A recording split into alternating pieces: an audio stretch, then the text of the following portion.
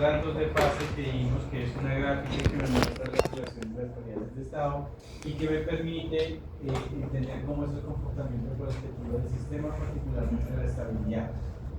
Entonces, hablamos que los sistemas lineales tienen un solo punto de equilibrio, por lo tanto, el rango de fase va a tener un único comportamiento, pero en los sistemas lineales vamos a tener múltiples puntos de equilibrio, por lo tanto, multiestabilidad, como fue en el caso del péndulo. Entonces, el péndulo tiene un punto de equilibrio estable, estos dos inestables, pero cada cierto periodo, pues el sistema va a comportarse como un sistema estable. Esto es el sistema en lazo abierto, sin control. ¿Listo? Y terminamos, pero con este ejercicio, y terminamos. Este es un circuito de segundo orden, pero con un componente no lineal, una resistencia no lineal que en la práctica pues, se traduce como un potenciómetro. Nos pedían hallar puntos de equilibrio, ecuaciones de estado, y ya lo hicimos. Entonces, recordemos que el punto de equilibrio matemáticamente es ese valor de estado posicional de las variables de estado a las cuales llega ese sistema. ¿Cómo se halla? Haciendo el vector de las derivadas iguales a 0 y solucionando el sistema de ecuaciones que me queda a partir de esa ecuación a 0. Bien, algo para terminar este capítulo es revisar un poco ese modelo de Patkin y Hartley, 1952. Los de Lío pues lo tienen un poco más claro porque se repasa bastante. Este modelo que es el del neurotransmisor, ¿sí? Un modelo que me reproduce cómo es ese comportamiento de la transmisión de información entre cada una de las células del cuerpo, y lo que nos dicen es que el potencial de acción, que es esa señal eléctrica que se traduce o que se envía de célula a célula, se genera a partir por un diferencial de iones de sodio y potasio. Entonces, no es específicamente una corriente de electrones la que se transmite, o tipo de corriente basada en electrones que se transmite en el cuerpo, sino más bien este flujo debido al diferencial de potencial de este sodio y potasio. Entonces, hay una gráfica bastante representativa de ese potencial de acción, que es esta que tenemos acá. Esta gráfica lo que me muestra es el voltaje al cual se encuentra la membrana de cada una de las células. Entonces, cuando no existe alguna excitación, por ejemplo, visual, o sea, alguna excitación motora, el voltaje en la membrana de la célula es este que está aquí, voltaje en reposo, mientras que cuando existe algún estímulo visual, algún estímulo de alguna acción que está desarrollando la persona, eso hace que ocurra una etapa de despolarización. En ese sentido comienza a crecer el voltaje de la membrana de la célula. En este punto, lo que sucede es que se abre, esta gráfica de aquí es una representación de una parte de la célula, que tenemos aquí es la membrana de la célula, y lo que me representa aquí es el intercambio de esos iones de sodio y potasio. Entonces, al momento en que el sodio entra a la membrana de la célula, eso hace que aumente este voltaje en la membrana de la célula, cambiando la polaridad de la membrana que está dentro, y posteriormente ocurre un fenómeno de despolarización que es lo contrario. Entonces salen los iones de potasio, entran los de sodio, y ese fenómeno constantemente se realiza a medida que ocurren estímulos en el cuerpo humano. Entonces, este fenómeno, pues esto que tenemos aquí, se puede representar a través de un modelo dinámico, generalmente no lineal, o también existen modelos lineales para describir este comportamiento, ¿sí? Uno de los modelos es este que tenemos aquí, que es el modelo de Horsley, que me define el potencial de la membrana como una capacitancia, un valor de capacitancia de la membrana que multiplica el diferencial de voltaje de la membrana, y eso es igual a una sumatoria de todas las corrientes iónicas referentes a cada uno de los este caso sodio, potasio, corrientes de fuga, y también tenemos la excitación externa. ¿Sí? Entonces, este IX es el estímulo que se le aplica o que está recibiendo cada una de las células y que posteriormente va a ser transmitido entre cada una de ellas. Entonces, es un modelo de primer orden, ¿sí? El que me permite representar ese comportamiento que, o más bien, donde cada una de esas corrientes iónicas va a depender de una conductancia o una impedancia, en este caso definida por este término que tenemos acá, y un diferencial de voltaje, o con respecto de la membrana y con respecto de el voltaje de sodio y potasio y las corrientes el voltaje de las corrientes de fuga. Aparte de esta ecuación que tenemos aquí, que es la que me activa y la que me genera ese voltaje de excitación de la membrana, pues vamos a tener otras ecuaciones que son las que me activan las compuertas por donde entra y sale el sodio y el potasio.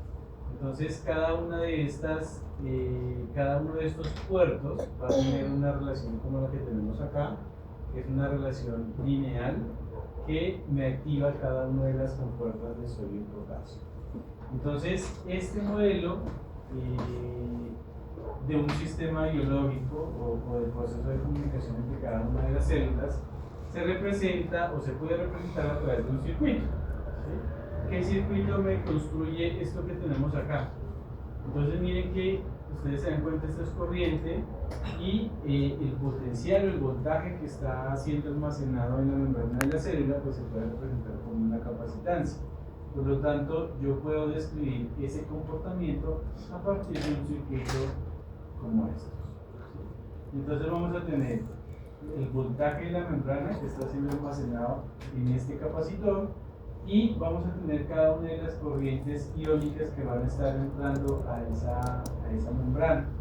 Entonces tenemos aquí las conductancias asociadas a esa corriente y también ese voltaje de referencia de cada uno de los iones que va a ser comparado con el voltaje que tiene la membrana, que es el voltaje del capacitor. Esta fuente de corriente aquí me representa el estímulo que está siendo aplicado a esa célula, que como les decía, el impulso visual, ¿sí?, es uno de los que puede ser representado por esta fuente de corriente, o una acción de movimiento, por ejemplo, también me puede representar esta señal de excitación del sistema. Entonces, era más como informativo esta parte para que ustedes vean que esos circuitos eléctricos les permiten modelar no solamente sistemas mecánicos, eléctricos, sino también sistemas biológicos, o hacer una comparación de esa parte biológica con la parte eléctrica. Bien, y aquí tienen un modelo. Ustedes pueden replicar, ustedes pueden tomar un script y copiar esta parte de acá. Son los parámetros de ese modelo que vimos anteriormente. Aquí están las ecuaciones. Esta parte de acá es la función del extremo externo, ¿sí?, la fuente de corriente, pero estas que tenemos acá son las ecuaciones, ¿sí? Entonces, a partir de estas ecuaciones ustedes pueden replicar ese comportamiento de potencial de acción que se ve reflejado en esta simulación que tenemos acá. Entonces, si quieren profundizar en este modelo, pueden revisar esta simulación. Bien. Bueno, y esta parte la vamos a ver, ya es la última parte, quedan como 5 o 7 diapositivas. Como la práctica, les decía, de transformador no es para la siguiente, sino para la otra semana, por el festivo, no hay prácticas de laboratorio. Entonces, vamos a mirar esto en la siguiente semana, ¿sí? Hoy vamos a comenzar a ver ya capítulo 3 para que comiencen a trabajar los ejercicios de modelamiento de sistemas mecánicos. Bien.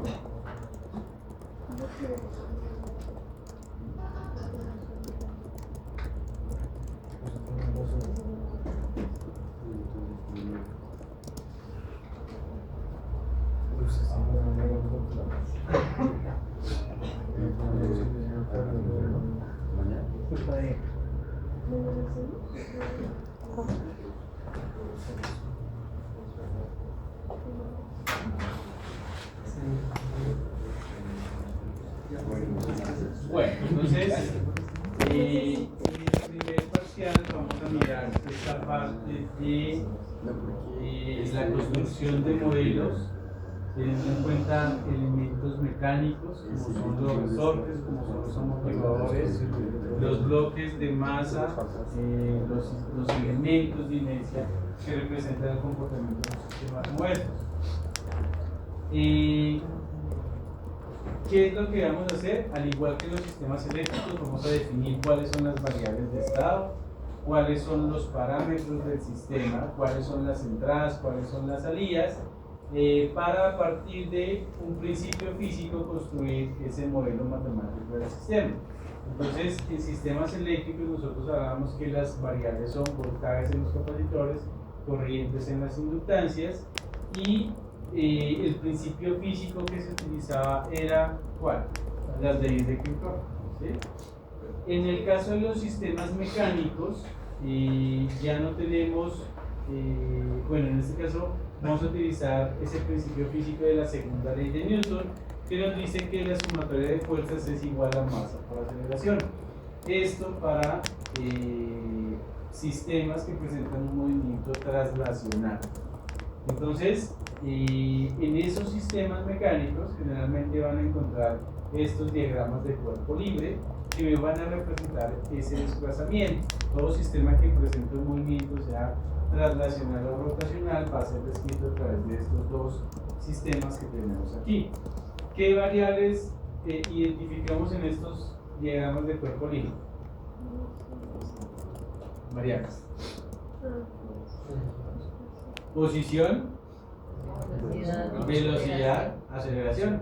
Esas van a ser las variables de estos sistemas. ¿Qué parámetros tenemos aquí? Masa, fuerza, no es un parámetro. Ángulos, tampoco. Las constantes de los resortes. Constante elástica de resortes. Los parámetros, recuerden que son los valores constantes del sistema. ¿Qué es constante aquí? La masa, constante elástica del resorte, La fricción. constante de amortiguamiento de fricción, ¿sí? La rigidez de las barras en este tipo de sistemas también es un parámetro constante. Entonces, esas van a ser las variables que vamos a considerar aquí: posiciones, velocidades. Si es un sistema traslacional, posición y velocidad traslacional. Si es un sistema rotacional, posición y velocidad angular y aceleración angular. ¿Listo? Y ¿qué es lo importante aquí? Y ya lo vamos a ver más adelante, que cuando ustedes analicen o construyan modelos de estos sistemas mecánicos, pues van a tener una ecuación de segundo orden por cada bloque de masa o por cada esfera de masa en los sistemas rotacionales. ¿Sí? Entonces, a diferencia de los sistemas eléctricos, que por cada dispositivo almacenador de energía ustedes tenían una ecuación diferencial, aquí vamos a tener una ecuación diferencial de segundo orden por cada bloque de masa o esfera de masa que tengan en su sistema. ¿Listo? Entonces, este sistema, por ejemplo, ¿de qué orden va a ser? Segundo orden. ¿Y este que tenemos acá? De cuarto orden. ¿Sí? De cuarto orden. Profe, ¿cómo? O sea, por cada bloque de masa tengo una ecuación diferencial de segundo orden. Por lo tanto, dos variables de estado. Es decir, aquí vamos a tener posición y velocidad, mis dos variables de estado. En este sistema de acá tenemos dos esferas, por lo tanto es de cuarto orden. Posición y velocidad de esta esfera, posición y velocidad de esta esfera. Y a medida que seguimos acoplando bloques o esferas, pues vamos a aumentar el orden en 2. Bien. Entonces vamos a analizar cómo es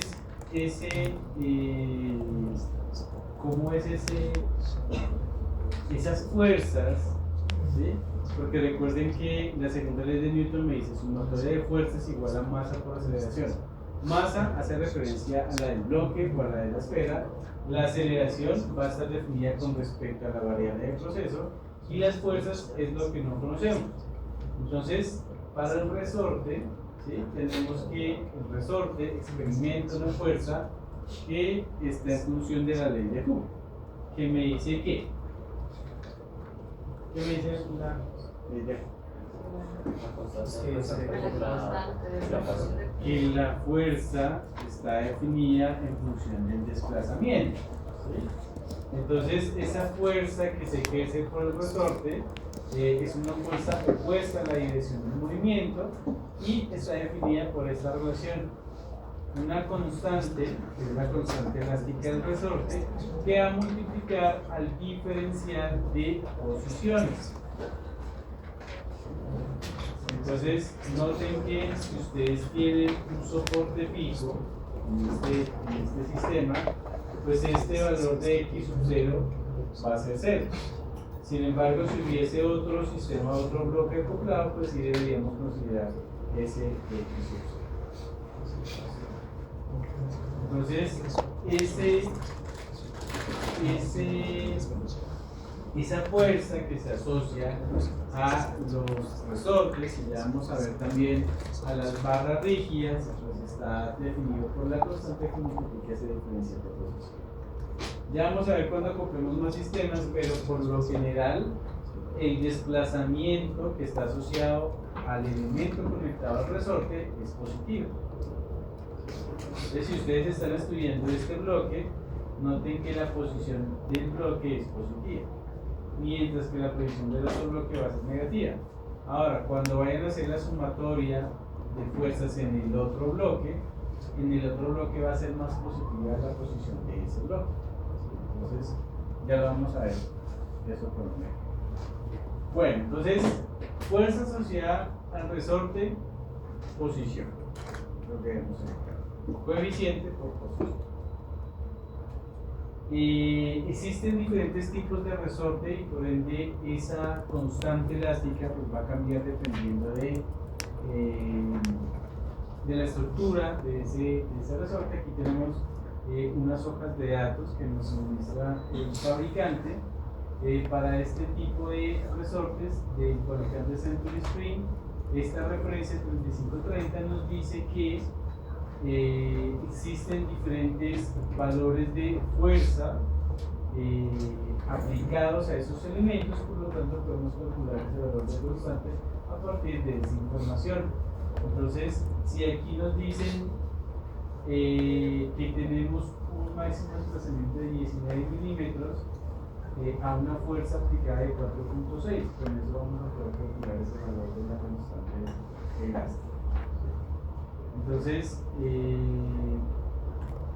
sí, aquí podemos identificar ese máximo elongamiento de ese resorte.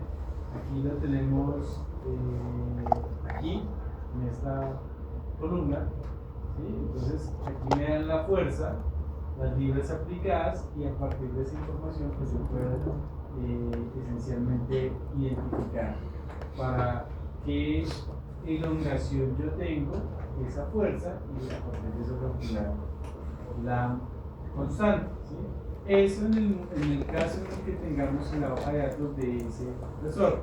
No es muy común, sobre todo cuando los resortes son muy pequeños, estos que son resortes industriales que se utilizan para una aplicación específica, pues sí van a tener una hoja de datos.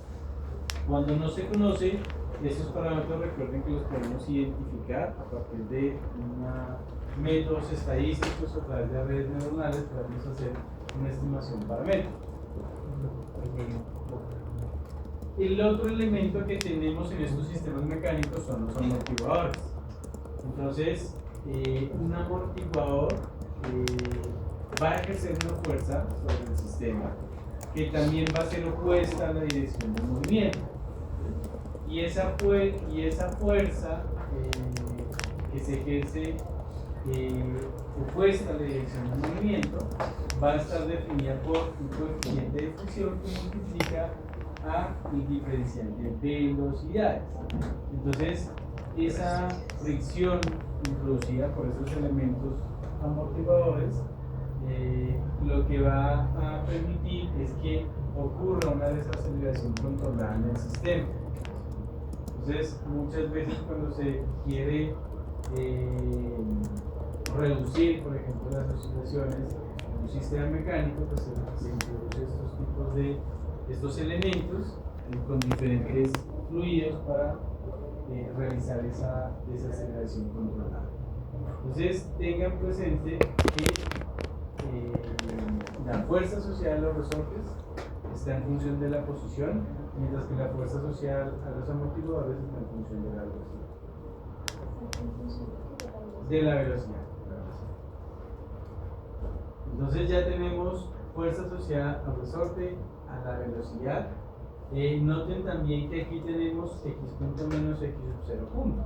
Aquí hace referencia este x sub 0 punto a la velocidad del elemento al que está acoplado el amortiguador. Como aquí está acoplado un soporte fijo, pues esto en principio es 0. Pero si hubiese otro bloque acoplado aquí, debería ser la velocidad asociado al bloque que está conectado. Y por convención vamos a trabajar que siempre las posiciones y velocidades van a ser positivas en el objeto de estudio, en este caso esta masa. Sí.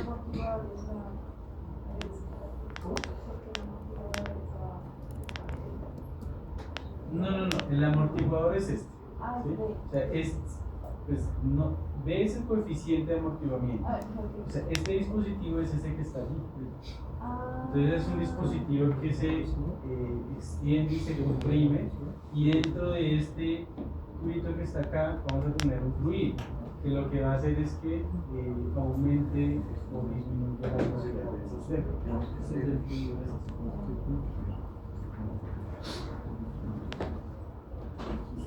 Entonces, de igual forma, posición y velocidad positivas. Bien. El coeficiente en este caso de fricción se encuentran en las tablas. Aquí tenemos la relación en este caso de la fuerza aplicada y la velocidad asociada a ese elemento. Entonces tenemos que la fuerza de amortiguamiento en este caso son 10 kilonewtons y el máximo, la velocidad de amortiguamiento son 60 kilonewtons por metro sobre segundo. ¿Dónde se utilizan estos elementos? En mesas mesas que tienen un desplazamiento automático, sobre todo en la parte médica hay platos que se mueven de forma controlada, o también en diferentes sistemas, en camiones, en tractores, se utilizan estos sistemas de amortiguamiento. ¿Qué otro elemento nos hace falta? Los bloques de masa M. Con eso completamos los tres elementos del sistema mecánico. Entonces, aquí también en este bloque se experimenta una fuerza, que pues, es la fuerza de la aceleración, que va a estar definida por la masa, que multiplica la segunda derivada de la posición o la primera derivada de la velocidad. Entonces, podemos definir esa fuerza asociada a ese elemento a partir de cualquiera de estas dos relaciones. Podemos considerar la segunda ley de Newton como la sumatoria de fuerzas iguales a cero en este sistema, o la masa por la aceleración igual a la sumatoria de las fuerzas. Me da esencialmente lo mismo. Lo que debemos tener en cuenta es que esta va a ser positiva, ¿sí? O va a ser del mismo signo que de las fuerzas que se están aplicando en el sistema. Bien.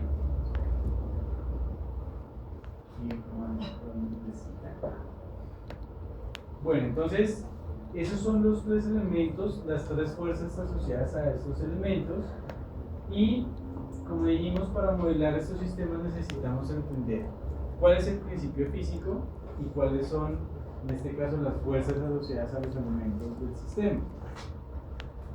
fuerza asociada a la masa, fuerza asociada al amortiguador, fuerza asociada al resorte, iguales a 0, o masa por aceleración igual a suma por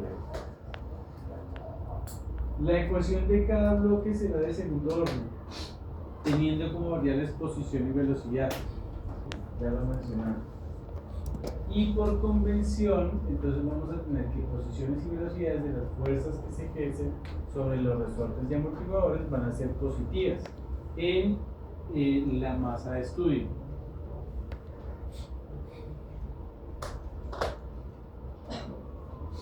También aquí, pues no vamos a tener, por ahora no vamos a tener en cuenta el peso, ¿sí? Que es otra fuerza que se está aplicando sobre la masa. No lo vamos a tener en cuenta, dado que el peso pues, es un valor constante, masa y la gravedad, ¿sí? Masa por gravedad. Y cuando el sistema se encuentra en reposo, ese término del peso pues, va a desaparecer. Por eso, asumiendo que el sistema está en reposo, se desprecia esa fuerza del peso. ¿Sí? Se desprecia esa fuerza del peso. Lo vamos a ver más claro cuando miremos la parte de linealización, porque cuando ustedes linealizan el sistema o aproximan ese sistema no lineal a la versión linealizada, ese término del peso, como no depende de las variables de estado, se cancela. Entonces, ahí lo vamos a ver mucho más claro. Entonces, miremos este ejercicio. Tenemos un cuarto del sistema de suspensión de un vehículo. Nos dicen que ese sistema está representado por ese diagrama de cuerpo libre. Dos bloques acoplados por resorte y amortiguador, y este otro bloque acoplado por este resorte. Este bloque de acá me modela la carcasa del vehículo, la parte superior del vehículo, mientras que este otro bloque me modela la parte de el soporte de la llanta, ¿sí? Y a este elemento pues va a estar acoplado este resorte que me va a simular ese desplazamiento del neumático, y aquí tenemos una fuerza que se va a ejercer sobre este sistema en términos del desplazamiento, que me modela las imperfecciones en el terreno. Me piden describir matemáticamente las dinámicas del sistema en el espacio de los espacios. Profe, ¿los 6 metros es necesario? No. Y 10 tampoco, sí. El 10 sí, porque es lo que me está aplicando el desplazamiento con respecto de este eje, ¿no? Pero lo pueden llamar como un Y o sí, un YT. Es una variable. Lo dejan como los 10. Entonces, este 10 es un desplazamiento, ¿no? Es un desplazamiento. Entonces, como yo defino la fuerza de un resorte en función del desplazamiento, entonces que vamos a tener acá, que va a estar en función de ese 10. Planteemos las ecuaciones y ya miramos. ¿De qué orden va a ser este sistema? Cuarto. Cuarto orden. ¿Listo?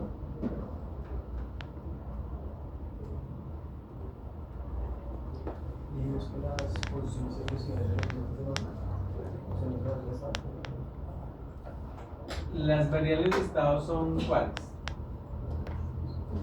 Posiciones y velocidades de estado.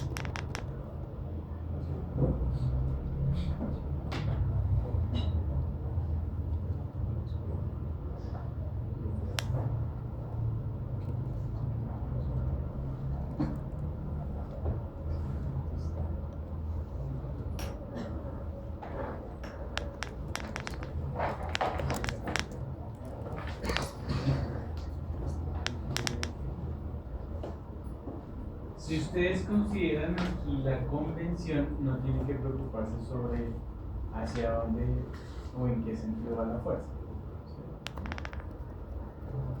Si consideran la convención. Profe, una cosa. Señor. El cuarto orden va en F, en la fuerza de masa, ¿sí? ¿En qué, perdón?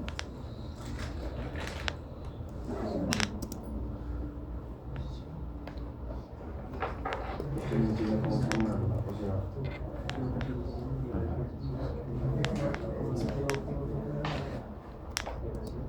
o sea, hago esto, o esto. Pero digamos, acá harían dos fuerzas de masa. Dos fuerzas, cada bloque Cada bloque una cosa. cuando nos parece o sea, se juntan en el sentido de que cada uno de los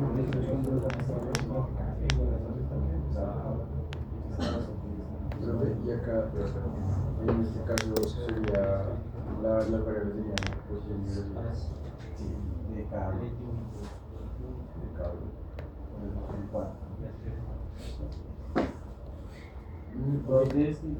Pero digamos, la ecuación de este bloque es hasta acá y la ecuación de este bloque es la que va hasta acá. No, cuando tú aplicas el principio de lo que dices, masa, la masa de la masa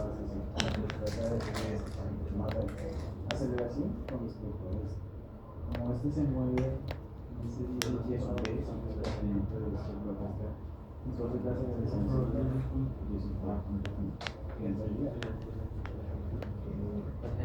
Si la posición es de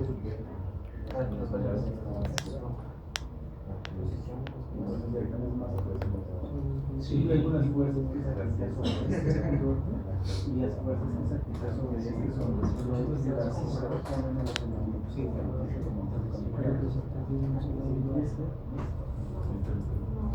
y lo propio cuando vaya a hacer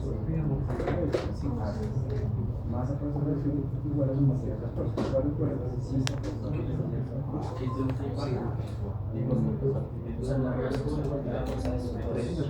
y el de arriba solo es la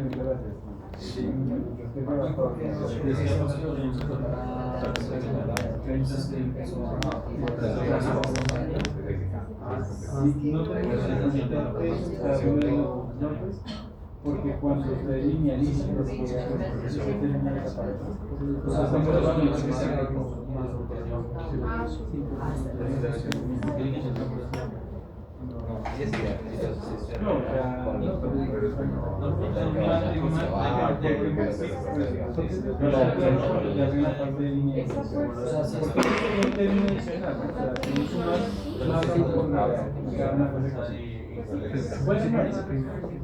de hecho, su